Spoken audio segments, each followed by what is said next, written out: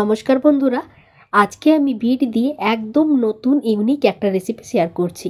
আশা করি এই রেসিপিটি আপনাদের ভীষণ ভালো লাগবে। আর এই রেসিপিটি এতটাই টেস্টি হয় যে যারা বিট পছন্দ করেন না তারাও এই রেসিপিটি চেয়ে চেয়ে খাবে, এতটাই খেতে সুন্দর হয়। রেসিপিটি বানানোর জন্য আমি এখানে 4টা বিট নিয়েছি। আর বিটটাকে ভালো করে ছাল ছাড়িয়ে নিয়েছিলাম, তারপর এইভাবে পাতলা করে কেটে নিয়েছি। আপনারা বেশি করে বানাতে চাইলে বিটের পরিমাণটা বাড়িয়ে নিতে পারেন।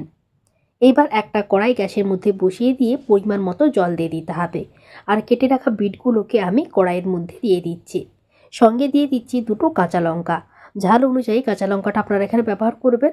আমি 2টো কাঁচা লঙ্কা দিয়ে দিলাম। আর দিয়ে দিলাম 2 চামচের মতো মসুরের ডাল। এই ডালটা আমি আগে থেকেই ভিজিয়ে রেখেছিলাম। এবার ঢাকা বন্ধ করে দিতে হবে আর 5 মিনিটের মতো ভাপিয়ে নিতে হবে। 5 মিনিট পরে দেখুন খুব সুন্দরভাবে সেদ্ধ হয়ে গেছে, জলটাও শুকিয়ে গেছে আর বিটটাও খুব সুন্দরভাবে সেদ্ধ হয়ে গেছে। এবার এই বিট আর ডালটাকে আমি একটা পাত্রের মধ্যে তুলে হালকা ঠান্ডা করে নেব। দেখুন আমি হালকা ঠান্ডা করে নিয়েছিলাম। এবার এগুলোকে একটা মিক্সিং জারের মধ্যে নিয়ে ভালো করে পেস্ট করে নিতে হবে। আর কোনো রকম এখানে জল দেওয়া যাবে না, জল ছাড়াই ভালো করে পেস্ট করে নিতে হবে। দেখুন পুরো মিশ্রণটাই আমি ভালো করে পেস্ট করে নিয়েছিলাম। আর মিশ্রণটা দেখুন কতটা স্মুথ হয়েছে, কোনো রকম দানা নেই, খুব সুন্দরভাবে পেস্ট হয়েছে। এইবার আবারও ওই কড়াইটা ধুয়ে গ্যাসের মধ্যে বসিয়ে দিয়েছি। আর এর মধ্যে দিয়ে দিলাম পরিমাণ মতো সরিষার তেল। আমি এখানে পুরো রান্নাটাই সরিষার তেলে করে দেখাচ্ছি। সরিষার তেলে করলে রেসিপিটি খেতে ভীষণ ভালো লাগে। আর দিয়ে দিলাম বড়িগুলোকে হালকা লাল করে ভেজে তুলে নিতে হবে। আর কড়াইয়ের মধ্যে যে তেলটা আছে তার মধ্যে দিয়ে দিতে হবে কালো জিরে। আর দিয়ে দিতে হবে অল্প একটু রসুন কুচি। আমি 4 থেকে 5টার মতো রসুন একদম ছোটো ছোটো করে কেটে দিয়ে দিয়েছি। সঙ্গে দিয়ে দিলাম একটা মিডিয়াম সাইজের পেঁয়াজ। এই সবগুলোকে একটু হালকা করে ভেজে নিতে হবে। আর যারা নিরামিষভাবে বানাতে চান তারা অবশ্যই এখানে রসুন আর পেঁয়াজটাকে স্কিপ করতে পারেন। পেঁয়াজ আর রসুনটা হালকা ভাজা হয়ে গেলে এর মধ্যে দিয়ে দিতে হবে পেস্ট করে রাখা বিট। পুরো মিশ্রণটা এর মধ্যে দিয়ে দিতে হবে। সঙ্গে দিতে হবে পরিমাণ মতো লবণ। যেহেতু আমি আগে থেকেই সেদ্ধর সময় কোনো রকম লবণ দেইনি, তাই লবণের পরিমাপটা এখানে বুঝে দিতে হবে।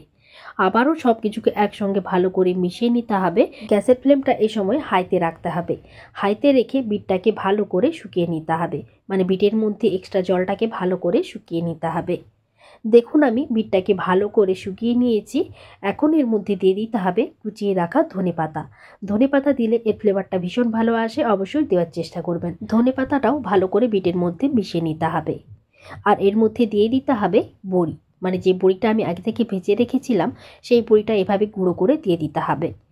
আর একটা কথা মনে রাখতে হবে, যখন আপনারা এই রেসিপিটি খাবেন শুধুমাত্র তখনই কিন্তু বড়িটা দেওয়ার চেষ্টা করবেন, কারণ বড়িটা আগে থেকে দিয়ে দিলে অনেকটা নরম হয়ে যাবে, এতে খেতে ভালো লাগবে না।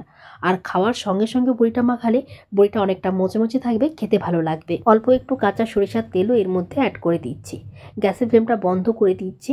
আর দেখুন কত সুন্দরভাবে রেডি হয়েছে, আর খেতেও অসাধারণ হয়।